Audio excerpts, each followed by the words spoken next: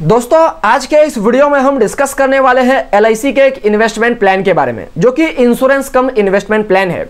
यानी कि अगर आप इस प्लान के अंदर पैसा इन्वेस्ट करते हैं तो यहाँ पे आपको इंश्योरेंस का भी बेनिफिट मिलेगा और एट द सेम टाइम आपको इन्वेस्टमेंट का भी बेनिफिट मिलेगा। यानी कि अगर आपकी बाय चांस फ्यूचर में डेथ हो जाती है तो यहाँ पे आपके बिहाफ पे आपके फैमिली मेंबर को फाइनेंशियल सपोर्ट मिलेगा, और यहाँ पे अगर आपकी डेथ नहीं होती है तो पॉलिसी का टर्म खत्म होने के बाद में आपको लमसम में एक साथ में काफी ज्यादा पैसा मिलता है। एंड ये LIC का काफी पॉपुलर प्लान है।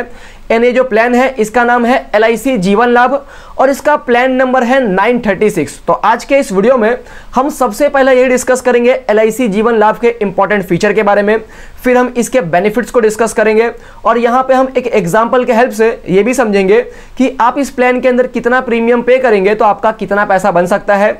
यानी कि अगर आप 4 लाख का सम एश्योर्ड परचेस करेंगे तो यहाँ पे आपको कितना प्रीमियम पे करना पड़ेगा और आपका कितना पैसा बनेगा, और यहाँ पे अगर आप 2 लाख का पॉलिसी परचेस करते हैं तो उस केसेस में आपको कितना प्रीमियम पे करना पड़ सकता है और यहाँ पे आपका टोटल कितना पैसा बन सकता है। एंड एट द एंड हम बात करेंगे कंक्लूजन की कि आपको इस प्लान के अंदर पैसा इन्वेस्ट करना चाहिए कि नहीं करना चाहिए। तो वीडियो काफी इंटरेस्टिंग, काफी नॉलेजेबल है।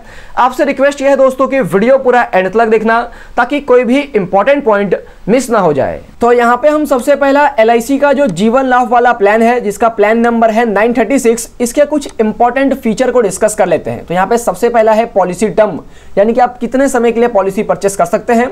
तो उसके लिए यहाँ पे आपको 3 ऑप्शन मिलता है। आप चाहे तो 16 साल के लिए भी पॉलिसी परचेस कर सकते हैं, या तो आप चाहे तो 21 साल के लिए भी पॉलिसी परचेस कर सकते हैं, या तो आप चाहे तो 25 साल के लिए भी पॉलिसी परचेस कर सकते हैं। इस तरीके से आपको यहाँ पे 3 ऑप्शन मिल जाता है।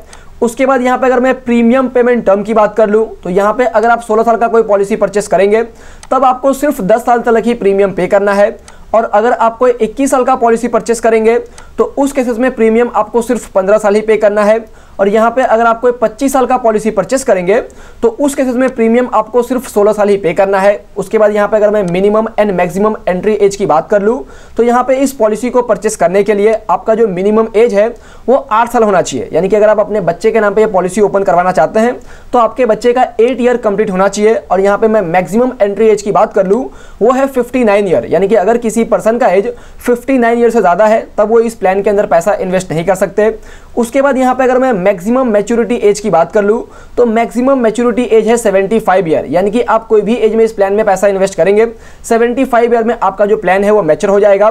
तो यहाँ पे बाय चांस फॉर एग्जांपल अगर आप 59 ईयर के एज में इस प्लान के अंदर पैसा इन्वेस्ट करना चाहते हैं तो आप सिर्फ पहले वाले ही प्लान में पैसा इन्वेस्ट कर सकते हैं। नीचे का जो 2 प्लान है उसके अंदर पैसा इन्वेस्ट नहीं कर सकते, क्योंकि अगर आपका एज 59 है तो 16 साल वाले प्लान में पैसा इन्वेस्ट करेंगे तो 16 साल के बाद में आपका जो एज है वो अपने आप 75 हो जाएगा, एंड 75 के आगे आप पॉलिसी को कंटिन्यू नहीं कर सकते।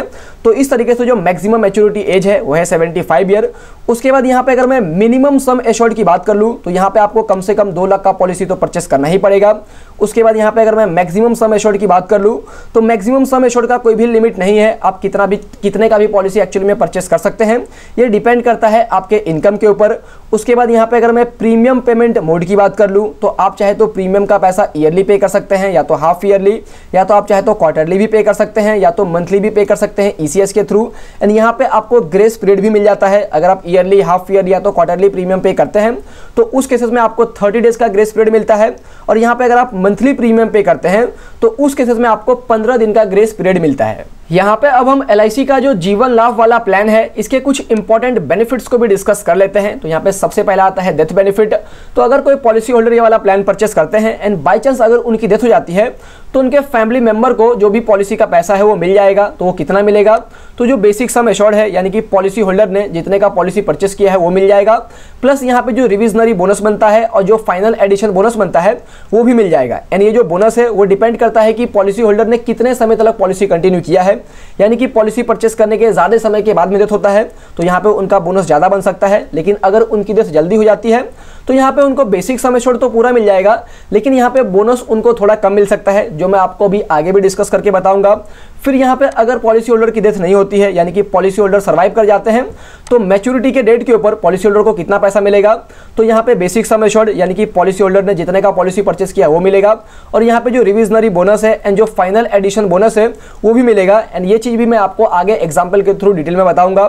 फिर यहाँ पे अगर मैं पेड अप वैल्यू की बात कर लूँ तो ये काफी इंपॉर्टेंट पॉइंट है, ध्यान से समझिएगा। तो यहाँ पे अगर आपने 2 साल तक प्रीमियम पे किया है पॉलिसी का एंड आगे आप प्रीमियम पे करना नहीं चाहते हैं या तो किसी रीजन की वजह से पे नहीं कर पा रहे हैं एंड आप अपना लेकिन पॉलिसी को कंटिन्यू करना चाहते हैं, तो आप अपने पॉलिसी को कंटिन्यू कर सकते हैं। लेकिन यहाँ पे जो आपका सम एश्योर्ड होगा वो सम एश्योर्ड कम हो जाएगा, आपने जितना प्रीमियम पे किया है उसके सामने में वो एडजस्ट हो जाएगा। फॉर एग्जाम्पल मान के चलते हैं आपने 1 लाख का कोई पॉलिसी परचेस किया एंड यहाँ पे आपको 20 साल तक प्रीमियम पे करना था, लेकिन आपने सिर्फ 10 साल ही प्रीमियम पे किया, तो यहाँ पे जो आपका 1 लाख का पॉलिसी होगा वो अपने आप 50,000 का पॉलिसी बन जाएगा, क्योंकि यहाँ पे आपने सिर्फ 50,000 तक के पॉलिसी के लिए ही प्रीमियम पे किया है। तो उस केसेस में कैलकुलेशन कैसे होगा, तो यहाँ पे नंबर ऑफ प्रीमियम आपने कितना पे किया है उसको डिवाइड कर देना है, आपको कितना प्रीमियम पे करना था एंड इनटू मल्टीप्लाई कर देना है सम एश्योर्ड से, तो आपका आंसर आ जाएगा कि आपका सम एश्योर्ड कितना होगा पेड अप वैल्यू के केसेस में। उसके बाद यहाँ पे आपको 4 ऑप्शनल राइडर बेनिफिट भी मिलता है। पहला है LIC का accidental death and disability benefit rider, दूसरा है LIC का new term assurance rider and मैंने यहाँ पे 2 का नाम नहीं लिखा है लेकिन फिर भी बता देता हूँ कि तीसरे का नाम है एक्सीडेंटल बेनिफिट राइडर एंड चौथे का नाम है प्रीमियर वेवर बेनिफिट राइडर। तो इस तरीके के राइडर बेनिफिट भी मिलता है। यहाँ पे आपको एक्स्ट्रा प्रीमियम पे करना पड़ता है, उसके बदले में यहाँ पे आपको एक्स्ट्रा बेनिफिट मिलता है, एक्स्ट्रा फैसिलिटी मिलता है। ये बेसिकली ऑप्शनल है, आपका मन है तो आप ले सकते हैं राइडर बेनिफिट, अदरवाइज आप नहीं भी ले सकते हैं। फिर यहाँ पे अगर मैं लोन एंड सरेंडर की बात कर लूँ तो पॉलिसी परचेस करने के 2 साल के बाद में आप चाहे तो लोन भी ले सकते हैं या तो आप चाहे तो पॉलिसी को सरेंडर भी कर सकते हैं, यानी कि यहाँ पे आपका 2 साल तक पूरा प्रीमियम पे होना चाहिए, उसके बाद ही आप ये बेनिफिट ले सकते हैं। एंड फिर यहाँ पे अगर मैं रिबेट एंड डिस्काउंट की बात कर लूँ तो यहाँ पे आप जो भी प्रीमियम पेमेंट मोड सिलेक्ट करते हैं, अगर आप ईयरली प्रीमियम पे करते हैं या तो हाफ ईयरली प्रीमियम पे करते हैं तो उस केसेस में आपको डिस्काउंट मिलता है। ईयरली के केसेस में 2% का और हाफ ईयरली के केसेस में 1% का, आप जो भी प्रीमियम पे करेंगे उसके ऊपर आपको डिस्काउंट मिलेगा। और यहाँ पे अगर आप ज्यादा अमाउंट का सम एश्योर्ड का पॉलिसी परचेस करते हैं, यानी कि अगर आप 5 लाख का पॉलिसी परचेस करते हैं या तो उससे ज्यादा अमाउंट का पॉलिसी परचेस करते हैं तो उस केसेस में भी यहाँ पे आपको डिस्काउंट मिलता है। उसके बाद यहाँ पे आप जो भी प्रीमियम पे करेंगे उसके ऊपर यहाँ पे आपको टैक्स का बेनिफिट मिल जाता है अंडर सेक्शन 80C के तहत 1.5 लाख रुपीज तक का आप ईयरली जो भी प्रीमियम पे करते हैं उसके ऊपर। एंड यहाँ पे आपका जो भी मैच्योरिटी अमाउंट होता है वो भी बिल्कुल टैक्स फ्री होता है, उसके ऊपर टैक्स नहीं लगता है, वो टैक्स फ्री होता है अंडर सेक्शन 1010D के तहत। यहाँ पे अब हम एक एग्जांपल को भी डिस्कस कर लेते हैं। टोटल यहाँ पे 3 एग्जांपल है, मैं आपको सिंपली लास्ट का एग्जांपल डिस्कस करके बताऊंगा एंड बाकी ऊपर का जो 2 एग्जांपल है वो आप बिल्कुल आसानी से समझ जाएंगे। तो यहाँ पे एग्जांपल क्या है, तो एग्जांपल सिंपली ये है कि अगर किसी पर्सन का एज है 30 साल और वो जीवन लाभ पॉलिसी परचेस करना चाहते हैं 25 साल के लिए, तो हमने डिस्कस किया था कि अगर आप 25 साल के लिए पॉलिसी परचेस करना चाहते हैं तो यहाँ पे आपको 16 साल तक प्रीमियम पे करना होगा। यानी यहाँ पे जो सम एश्योर्ड है वो हम मान के चलते हैं 4 लाख रुपए का है, यानी कि यहाँ पे आप 4 लाख का पॉलिसी परचेस करना चाहते हैं। तो उस केसेस में यहाँ पे प्रीमियम कितना होगा, तो यहाँ पे जो आपका ईयरली प्रीमियम बनेगा अगर आपका एज 30 साल है उस केसेस में वो पहले साल का जो प्रीमियम होगा वो होगा 19,632 रुपीज एंड पहले साल के बाद से जो आपका प्रीमियम बनेगा वो बनेगा 19,210 रुपीज। यहाँ पे पहले साल का जो प्रीमियम होता है उसके ऊपर 4.5% का GST लगता है, तो यहाँ पे आपका प्रीमियम थोड़ा ज़्यादा हो सकता है। एंड पहले साल के बाद से जो आपका प्रीमियम होता है उसके ऊपर 2.25% का GST लगता है, तो यहाँ पे पहले साल के बाद से आपका जो प्रीमियम का अमाउंट है वो थोड़ा सा कम होगा। तो इस तरीके से यहाँ पे आपको 16 साल तक प्रीमियम पे करना होगा और 16 साल प्रीमियम पे करने के बाद में आपको कोई भी प्रीमियम पे करने की जरूरत नहीं है, फिर भी आप इंश्योर्ड होंगे। एंड यहाँ पे 25 साल कंप्लीट होने के बाद में, यानी कि जब आपका पॉलिसी का 25 साल कंप्लीट हो जाएगा तब आपका पॉलिसी मैच्योर हो जाएगा, उस टाइम पे यहाँ पे आपको मैच्योरिटी बेनिफिट मिलेगा। मैच्योरिटी बेनिफिट में आपको क्या क्या मिलेगा, तो सबसे पहले आपने जितने का पॉलिसी लिया है वो मिलेगा, यानी कि जो भी आपका सम एश्योर्ड है 4 लाख रुपया।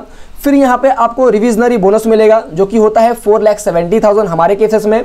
उसके बाद यहाँ पे आपको फर्दर एडिशनल बोनस मिलेगा जो कि हमारे केसेस में होता है 1,80,000 रुपीज़। तो इस तरीके से आपको टोटल 10,50,000 रुपीज़ मिलेगा अगर आप 4 लाख का पॉलिसी लेते हैं, 16 साल तक प्रीमियम पे करते हैं, 25 साल का पॉलिसी लेते हैं और यहाँ पे अगर आपका एज 30 साल है उस केसेस में। फिर यहाँ पे अगर आपका डेथ 25 साल से पहले हो जाता है, फॉर एग्जांपल 20 साल में या तो 15 साल में या तो 10 साल में या तो 8 साल में या तो 5 साल में, तो उस केसेस में जो यहाँ पे आपका सम एश्योर्ड है वो सम एश्योर्ड तो आपको पूरा मिलेगा ही, लेकिन यहाँ पे जो आपका बोनस बनेगा वो बोनस यहाँ पे कम बनेगा। यहाँ पे आप अपने पॉलिसी को जितने लंबे समय तक कंटिन्यू करते हैं उतना ज़्यादा आपका बोनस बनता है। यहाँ पे अगर आपकी डेथ जल्दी हो जाती है उस केसेस में आपका बोनस कम बनेगा। एंड यहाँ पे अगर आपकी बाई चांस डेथ ही नहीं होती है तो आप देख सकते हैं कितना बोनस यहाँ पे बन जाता है। यहाँ पे जो LIC का जीवन लाभ वाला प्लान है, अब हम इसके प्रीमियम को और मैच्योरिटी बेनिफिट को डिस्कस कर लेते हैं कि अगर आप 2 लाख रुपए का LIC का जीवन लाभ वाला प्लान परचेस करते हैं और अगर आप ये प्लान 25 साल के लिए परचेस करते हैं तो यहाँ पे आपको 16 साल तक तो प्रीमियम पे करना पड़ेगा। तो यहाँ पे आपके एज के हिसाब से आपको कितना प्रीमियम पे करना पड़ सकता है। तो यहाँ पे अगर किसी पर्सन का एज 10 साल है तो इनको पहले ईयर में 9,330 रुपीज़ का प्रीमियम पे करना पड़ेगा एंड पहले ईयर के बाद से इनको हर साल 9,129 रुपीज़ का प्रीमियम पे करना पड़ेगा। तो इस तरीके से इनको 16 साल तक प्रीमियम पे करना पड़ेगा। इसके अंदर जीएसटी वगैरह सब कुछ इंक्लूडेड है और 16 साल के अंदर इनका जो टोटल प्रीमियम का पेमेंट होगा वो होगा 1,46,265 रुपीज़ एंड 16 साल कंप्लीट होने के बाद में इनको कोई भी प्रीमियम पे नहीं करना है। और यहाँ पे जब इनके पॉलिसी का 25 साल कंप्लीट हो जाएगा तब इनका पॉलिसी मैच्योर हो जाएगा एंड यहाँ पे इनको जो मैच्योरिटी बेनिफिट मिलेगा वो मिलेगा 5,25,000 रुपीज़ का। तो यहाँ पे आपका एज अगर 20 साल है या तो आपका एज अगर 30 साल है या तो आपका एज अगर 40 साल है या तो आपका एज अगर 50 साल है तो आप देख सकते हैं कि आपको यहाँ पे कितना प्रीमियम पे करना पड़ सकता है। एंड यहाँ पे जो मैच्योरिटी का बेनिफिट है वो सारे ही केसेस में 5,25,000 रुपीज़ ही रहेंगे। अगर आपका पॉलिसी का टर्म 25 साल है और यहाँ पे अगर आपका सम एश्योर्ड 2 लाख रुपया है उस केसेस में, तो यहाँ पे आप जितना जल्दी एज में पॉलिसी परचेस करेंगे तो आपको कम प्रीमियम पे करना पड़ेगा एंड सेम सम एश्योर्ड के लिए अगर आप लेट में पॉलिसी परचेस करेंगे तो आपको ज़्यादा प्रीमियम पे करना पड़ सकता है। एंड यहाँ पे जो 5,25,000 रुपीज़ है उसके अंदर 2 लाख रुपया सम एश्योर्ड का है एंड बाकी का जो पैसा है वो रिविजनरी बोनस का है एंड फाइनल एडिशन बोनस का है। यहाँ पे अब हम एट द एंड अगर बात कर ले कंक्लूजन की कि आपको इस प्लान के अंदर पैसा इन्वेस्ट करना चाहिए कि नहीं करना चाहिए, तो यहाँ पे जनरल तौर पे एक्सपर्ट्स की ओपिनियन ये होती है कि आपका जो इंश्योरेंस का गोल है एंड आपका जो इन्वेस्टमेंट का गोल है वो दोनों अलग अलग होना चाहिए। अगर आप इंश्योरेंस और इन्वेस्टमेंट दोनों को एक में ही मिक्स कर देंगे तो आप ज़्यादा पैसा नहीं बना सकते। तो इस तरीके का जो भी एलआईसी का एंडोमेंट प्लान होता है या तो मनी बैक प्लान होता है वहाँ पे आप ईयरली ज़्यादा रिटर्न अर्न नहीं कर पाते हैं, 5 से 6% का ही रिटर्न अर्न कर पाते हैं। तो इससे अच्छा ये होता है कि आपको अलग से एक टर्म प्लान लेना चाहिए, वो आपका इंश्योरेंस का काम हो गया। एंड आपके इन्वेस्टमेंट के लिए आप अपने रिस्क के हिसाब से पैसा इन्वेस्ट कर सकते हैं। अगर आपको रिस्क नहीं लेना है तो पीपीएफ अकाउंट हो गया, या तो आपके घर में कोई गर्ल चाइल्ड है तो सुकन्या समृद्धि योजना अकाउंट हो गया, या तो कोई सीनियर सिटीजन है तो सीनियर सिटीजन सेविंग स्कीम हो गया, प्रधानमंत्री वय वंदना योजना हो गया, अटल पेंशन योजना हो गया। इस तरीके के स्कीम में आप पैसा इन्वेस्ट कर सकते हैं अगर आपको रिस्क नहीं लेना है उस केसेस में। यानी यहाँ पे अगर आपको थोड़ा सा रिस्क लेना है तो आप एनपीएस में पैसा इन्वेस्ट कर सकते हैं और कोई म्यूचुअल फंड में पैसा इन्वेस्ट कर सकते हैं। इस तरीके से आप ज़्यादा पैसा बना सकते हैं। तो ये मेरा ओपिनियन था। अब आपका क्या ओपिनियन है वो नीचे कमेंट करके ज़रूर बताना कि आपको इस प्लान में पैसा इन्वेस्ट करना चाहिए कि नहीं करना चाहिए। तो यही थी दोस्तों पूरी की पूरी वीडियो। उम्मीद करता हूँ आपको इस वीडियो से कुछ ना कुछ वैल्यूएबल इन्फॉर्मेशन ज़रूर मिला होगा। तो अगर आपको इस वीडियो से वैल्यू मिला है तो वीडियो को ज़रूर लाइक करना, चैनल को सब्सक्राइब करना और इस वीडियो को अपने फैमिली फ्रेंड रिलेटिव में ज़रूर शेयर करना जिनको इस वीडियो की ज़रूरत है उनके साथ में। और यहाँ पे अगर आपका कोई डाउट है या तो आप मुझे कोई टॉपिक सजेस्ट करना चाहते हैं तो भी नीचे कमेंट करके ज़रूर बताना। जय हिंद दोस्तों।